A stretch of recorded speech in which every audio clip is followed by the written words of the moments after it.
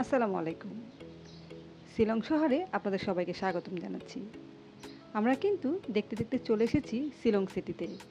আর এটি হচ্ছে centre point, অর্থাৎ শিলংয়ের প্রাণকেন্দ্র।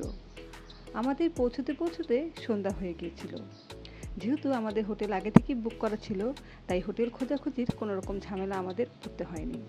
আর আপনারা যারা হোটেল খুঁজে না আসবেন, তাদের জন্যে এই মেইন পয়েন্টই হচ্ছে আসল জায়গা, যেখানে আপনারা রিজনেবল প্রাইসে কিংবা যার যার মনের মতো হোটেল পেয়ে যাবেন। সেন্টার পয়েন্টের আশেপাশে কিন্তু অনেক হোটেল রয়েছে। আমরা যে হোটেলটিতে উঠেছি তার নাম হচ্ছে হোটেল মনসুন। এটি অনেক পুরাতন, কিন্তু বেশ ভালো। আপনাদের এই হোটেলের বিস্তারিত অবশ্যই জানাবো। চলুন আগে হোটেলের ভিতরে যাওয়া যাক। হোটেলটি কিন্তু সেন্টার পয়েন্টের ঠিক পাশেই অবস্থিত। সেন্টার পয়েন্ট বিল্ডিংটি, তার ঠিক সাথের বিল্ডিংটি হচ্ছে হোটেল মনসুন।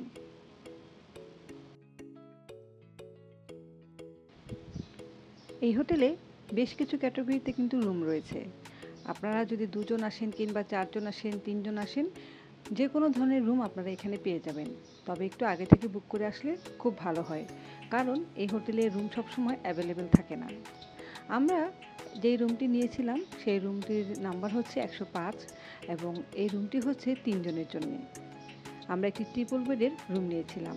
চলুন একটি ছোট্ট রুম ট্যুর হয়ে যাক।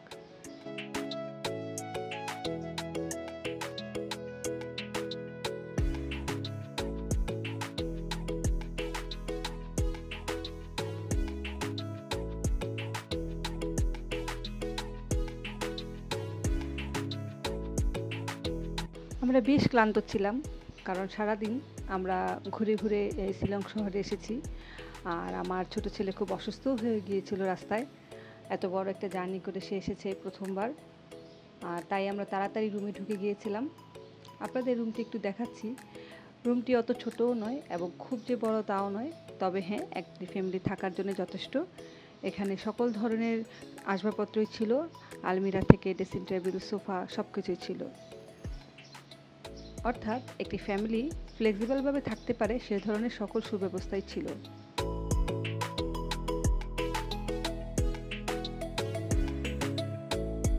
একটি হোটেল রুম নেওয়ার পূর্বে সবচেয়ে গুরুত্বপূর্ণ জিনিস হচ্ছে সেই হোটেলের ওয়াশরুমটি। এই ওয়াশরুমটি মিডিয়াম পরিসরের, মোটামুটি ভালো ছিল, খুব খারাপ ছিল না, আবার অনেক বেশি ভালো ছিল না। ওই যে বললাম, থাকার জন্য বেস্ট ছিল।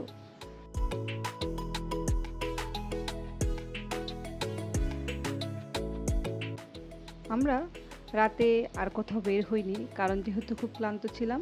আমরা এই হোটেল মনসুন থেকে খাবার অর্ডার করেছি। দেখুন তাদের পরিবেশনা কত সুন্দর। আমরা ডিম কারি নিয়েছিলাম, আলু ভর্তা নিয়েছিলাম, ভাত নিয়েছিলাম, আর একটি ডাল ফ্রাই নিয়েছিলাম।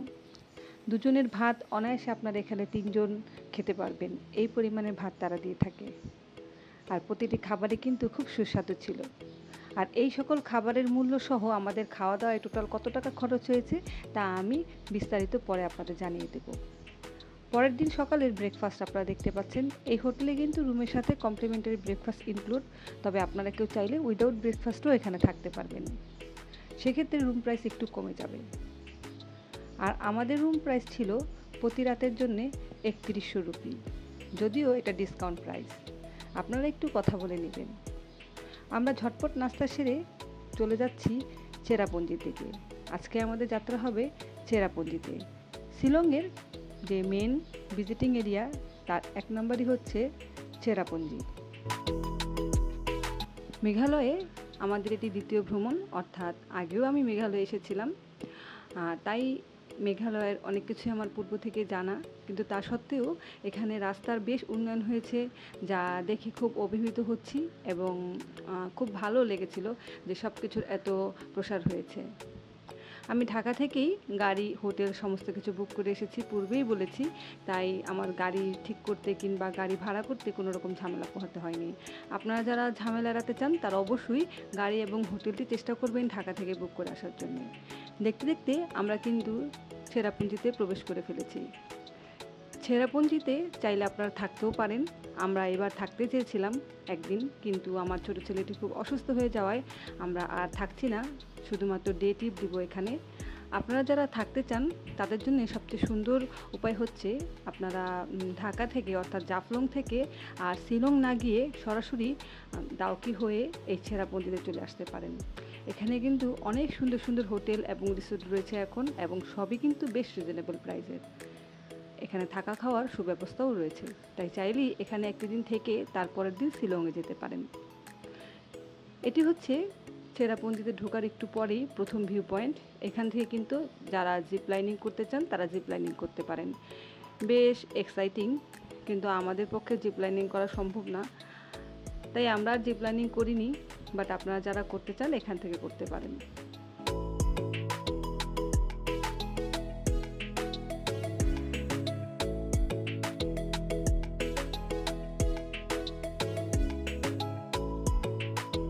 যারা অ্যাডভেঞ্চারাস রয়েছে তারা কিন্তু এই সুযোগটি মোটেও হাতছাড়া করে না। আমরা দেখছিলাম এবং বেশ ভালো লাগছিল এবং ভয়ও লাগছিল। সেখান থেকে একটু আগে বাড়লেই আপনারা এই সুন্দর আরেকটি ভিউ পয়েন্ট দেখতে পাবেন। এখানে চিন্তা করলাম একটু গাড়ি থামিয়ে কিছুক্ষণ ভিডিও করা যাক আর উপভোগ করা যাক এই সুন্দর দৃশ্য। আল্লাহ পাকের কত সুন্দর সৃষ্টি, না দেখলে পরে আসলে বোঝা যায় না।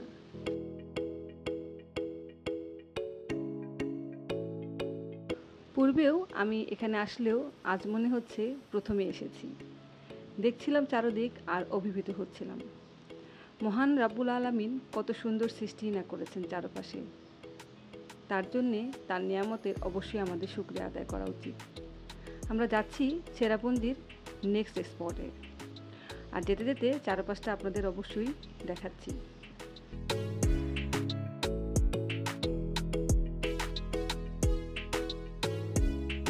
চলে এসেছি আমরা পরবর্তী পয়েন্টে। এখান থেকে একটি ওয়াটারফলস দেখা যায়। যদিও ওয়াটারফলস দেখতে চাইলে শিলংয়ের জন্য বেস্ট সময় হচ্ছে মে থেকে জুন জুলাই এই সময়টা। আমরা যখন গিয়েছি অর্থাৎ এই এপ্রিলে আসলে তেমন একটা ঝর্ণার পানি থাকে না, কিন্তু আমরা আসলে পরবর্তীতে যেতে চাইনি কারণ তখন খুব বৃষ্টিপাত হয়, আর বাচ্চা নিয়ে বৃষ্টিতে ঘুরতে আসলে আমি কমফোর্ট ফিল করি না, সেজন্য এই সময়টা এসেছিলাম। তো ঝর্ণার পানি তেমন একটা ছিল না, তবুও যাই ছিল ভালোই লেগেছে। আপনারা এই পয়েন্টটি কিন্তু ঘুরতে ভুল করবেন না। এখানে কিন্তু এন্ট্রি টিকিট রয়েছে 20 টাকা করে জনপ্রতি।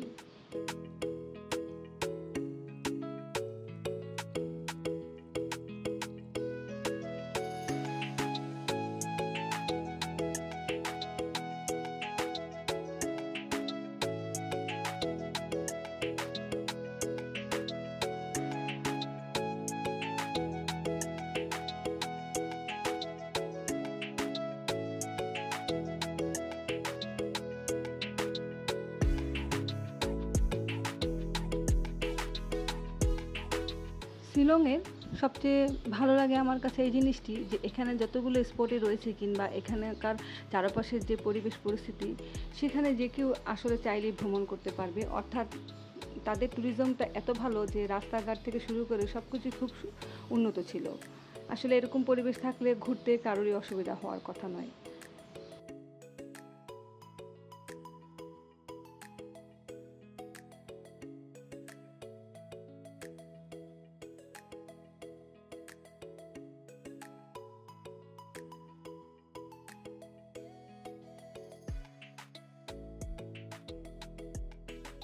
দূরে ঝর্ণা দেখা যাচ্ছে, জানি না কতটুকু বোঝা যাচ্ছে ক্যামেরায়, কিন্তু পানি যেহেতু খুব কম ছিল তাই ঝর্ণার বেগও খুব কম। কিন্তু যে সময় পানি থাকবে অর্থাৎ সামনের মাসে, তখন কিন্তু দেখতে বেশ চমৎকার লাগবে।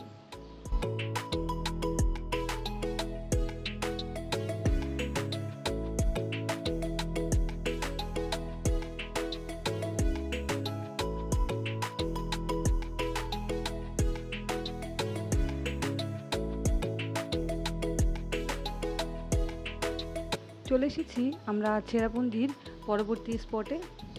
এটি কিন্তু খুব জনপ্রিয় এবং সবার কাছেই খুব পরিচিত। আর এই ঝর্ণাটির নাম হচ্ছে নোয়াখালী ফলস। অনেকে এই ফলসটিকে আমাদের দেশে নোয়াখালী ফলসও বলে, তবে এটা নোয়াখালী ফলস নয় মোটেও, এটি হচ্ছে নওখালী ফলস। আর এই ফলসের পিছনেও কিন্তু একটি গল্প রয়েছে। যারা যে ড্রাইভার বুক করবেন তার থেকে গল্পটি শুনে নেবেন। গল্প বলে আপনাদের আর বিরক্ত করতে চাচ্ছি না, কিন্তু গল্পটি কিন্তু বেশ ইন্টারেস্টিং। তাই শোনার চেষ্টা করবেন। এই ফলসের পাশে একটি নতুন রেস্টুরেন্ট হয়েছে দেখতে পেলাম। যখন আমরা পূর্বে এসেছিলাম তখন এই রেস্টুরেন্টটি ছিল না। আর এই ফলসটি কিন্তু চমৎকার, কিন্তু আমরা যেদিন গিয়েছিলাম খুব মেঘলা ছিল আকাশ, যার কারণে আসলে পরিষ্কারভাবে দেখা যাচ্ছিল না। যদি আকাশ মেঘমুক্ত থাকে তাহলে কিন্তু আপনারা চমৎকার একটি ভিউ পাবেন এখান থেকে। আর এই নতুন রেস্টুরেন্ট থেকে তো আরও সুন্দরভাবে দেখতে পাবেন। আমরাও দেখেছিলাম আর এই রেস্টুরেন্টে কিছুক্ষণ বসেছিলাম। আপনারা এর চারপাশটা ঘুরে ঘুরে দেখতে পারেন, বেশ সুন্দর। এখানে অনেকগুলো দোকানও কিন্তু রয়েছে, চাইলে কিছু কেনাকাটাও করতে পারেন।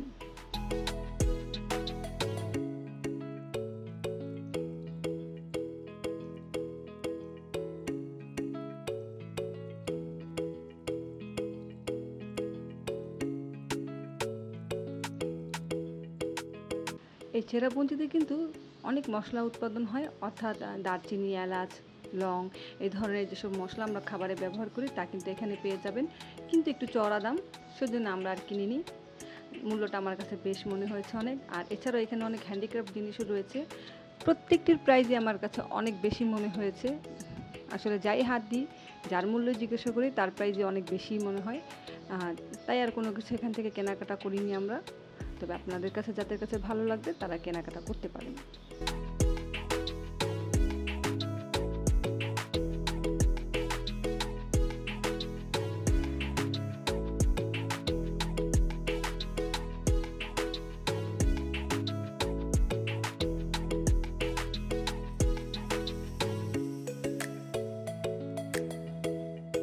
মেঘালয় আমার কাছে বেশ ভালো লাগে। আর ভালো লাগার কারণটি হচ্ছে এখানে ঘোরাফেরা করে বেশ স্বাচ্ছন্দ্য পাওয়া যায়।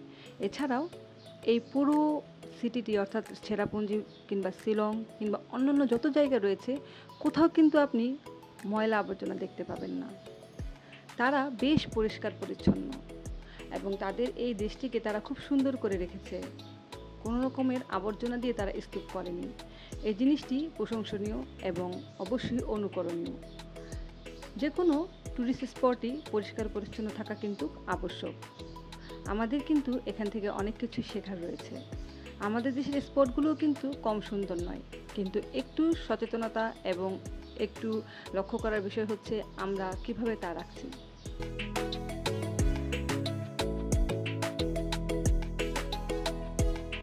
হঠাৎই আমার ছেলেদের চোখে বিড়াল চোখে পড়ল এবং তা দেখে তারা খুবই আনন্দিত। আপনারা কিন্তু চারপাশটা ঘুরতে পারেন এবং সামনেও কিন্তু আরও কিছু দূর যাওয়া যায়, সেখানে গিয়েও ছবি তুলে আসতে পারেন। আমরা কিছু দূর যাওয়ার পর আর যাইনি, যেহেতু আমার বাচ্চাটা খুব ছোট এবং সে খুব হাঁটতে চাচ্ছিল আর পাহাড়ি পথ, তাই আর গেলাম না সামনে। অল্প কিছু দূর গিয়ে আমরা আবার চলে এসেছিলাম। আপনারা চারপাশটাই ঘুরতে পারেন এবং সুন্দর সুন্দর ছবি তুলে আপনাদের স্মৃতিচারণ করে রাখতে পারেন।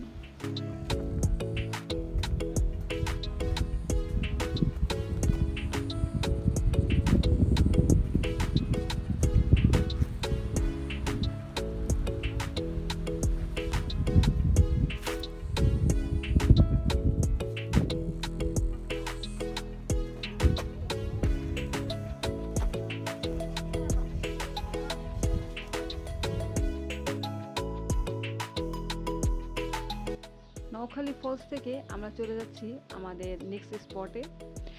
আর যেতে যেতেই কিন্তু অনেক পুরাতন একটি চার্চ চোখে পড়লো। একটি ব্রিটিশ আমলের একটি চার্চ, মানে অনেক আগের 1800 শতাব্দীর একটি চার্চ, আমাদের ড্রাইভার আমাদেরকে যা বলল। আর এছাড়াও আরেকটি কথা বলে রাখি, এই চেরাপুঞ্জিতে কিন্তু একটি স্পট রয়েছে যা হচ্ছে একটি গুহা, মৌসুমী কেভ নাম। আমরা কিন্তু সেই গুহায় যাইনি, কারণ আমি গুহাটি এর আগে দেখেছিলাম, ভালো ছিল, কিন্তু আসলে আমি বাচ্চা নিয়ে যেতে স্বাচ্ছন্দ্য বোধ করিনি, তাই যাইনি। এবার আপনারা গেলে অবশ্যই কিন্তু ঘুরে যাবেন।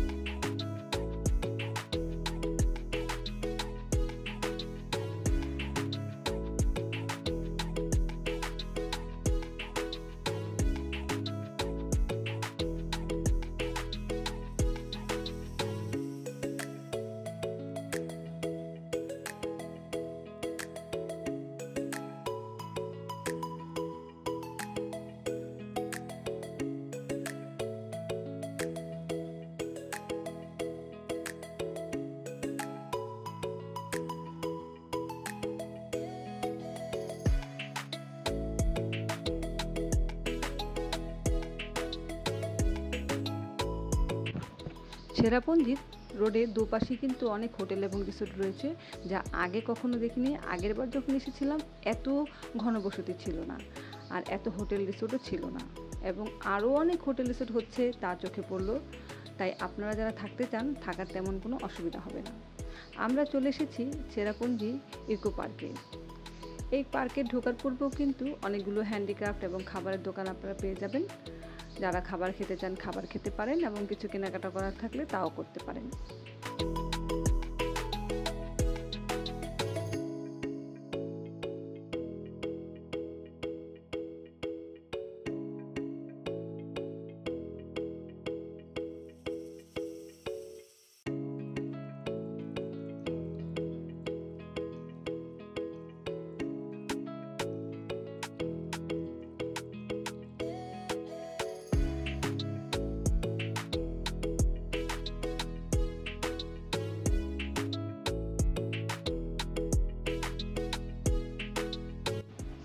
এই ইকো পার্কটি কিন্তু বেশ বড়।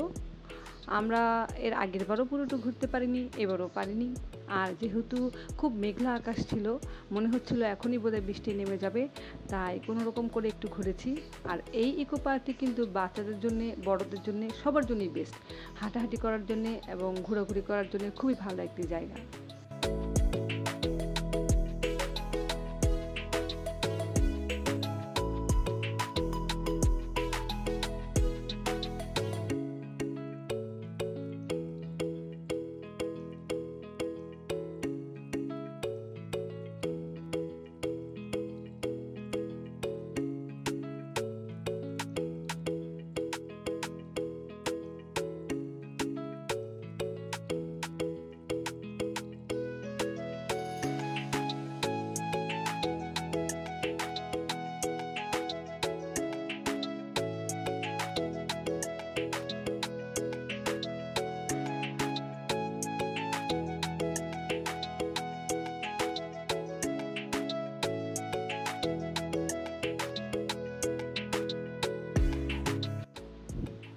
আপনাদেরকে একটু শর্টের মাধ্যমে ঘুরিয়ে দেখানোর চেষ্টা করছি।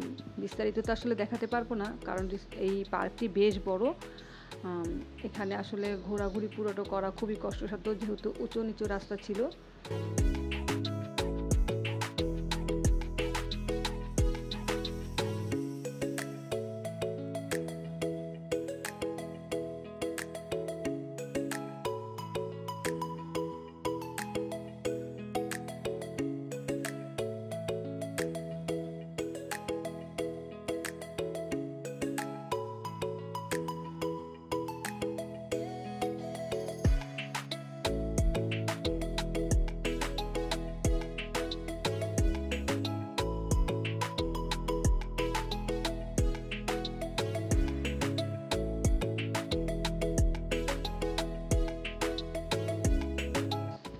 এখানে বাচ্চাদের খেলাধুলার জন্য কিন্তু কিছু স্লাইড, দোলনা এসব ছিল, তাই বাচ্চারা আসলে খুব আনন্দ পাবে।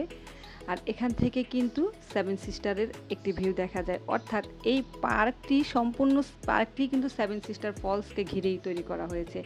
এই পার্কের যে বাউন্ডারি দেখতে পাচ্ছেন, এর মধ্যেই কিন্তু সেভেন সিস্টার ফলস। কিন্তু যেহেতু আকাশ প্রচণ্ড মেঘলা ছিল, তাই সেভেন সিস্টার ফলস এই মেঘের মাঝেই লুকিয়েছিল। আর এছাড়াও এখন ঝর্ণার পানি খুবই কম, তাই শব্দ তেমন একটা শোনা যায় না। কিন্তু আপনারা যদি সিজনে যান আর আকাশ যদি মেঘমুক্ত থাকে, তাহলে ঝর্ণার শব্দ আপনারা এখান থেকে শুনতে পাবেন, এবং ঝর্ণা এখান থেকেও দেখতে পাবেন।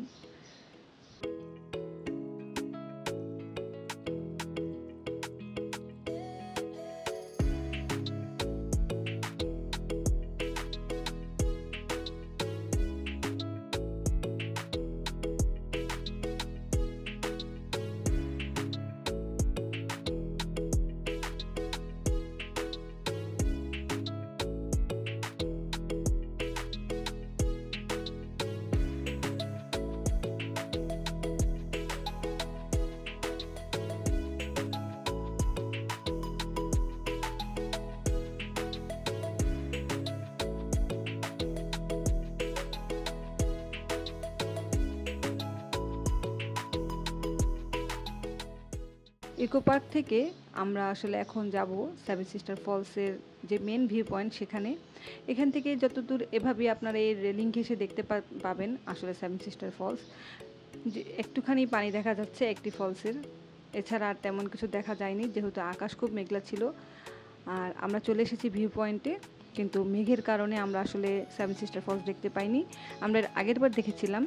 নিজের চোখে না দেখলে আসলে বোঝা যায় না কত সুন্দর। আপনারা যারা আসবেন, যদি আকাশ পরিষ্কার থাকে এবং ঝর্ণার পানি থাকে তাহলে অবশ্যই এখান থেকে সেই সুন্দর দৃশ্যটি দেখতে পাবেন। আশা করছি আমাদের আজকের এই সেরাপুঞ্জির ভিডিওটি আপনাদের ভালো লেগেছে, আর ভালো লাগলে অবশ্যই আমাদের সঙ্গে থাকবেন আশা করছি। পরবর্তী ভিডিও দেখার আমন্ত্রণ জানিয়ে আজকে এখান থেকে বিদায় নিচ্ছি। সবাই ভালো থাকবেন, সুস্থ থাকবেন আর আমাদের জন্য দোয়া করবেন। আল্লাহ হাফেজ।